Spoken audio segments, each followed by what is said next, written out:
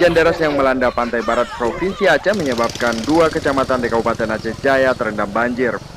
Banjir setinggi 50 cm hingga 1 meter merendam ribuan rumah di wilayah itu. Banjir di Kabupaten Aceh Jaya merendam Kecamatan Tunom dan Kecamatan Pasiraya. Selain merendam ribuan rumah di wilayah ini, banjir juga merendam sejumlah lahan pertanian. Banjir kiriman dari Kabupaten PD ini juga menyebabkan kantor desa, sekolah, dan masjid ikut tergenang banjir.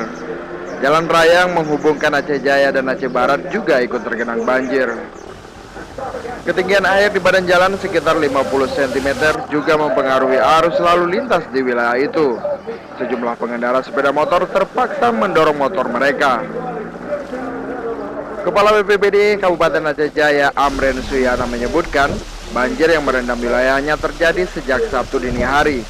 Hujan deras dan jebolnya tanggul di Pulau Tinggi, Kecamatan Tunom menyebabkan air langsung menggenangi pemukiman warga. Hingga Sabtu sore, banjir juga belum surut. Warga hingga saat ini masih bertahan di rumah masing-masing. Dari Kabupaten Aceh Jaya, Ali Lamno melaporkan untuk Aceh Video.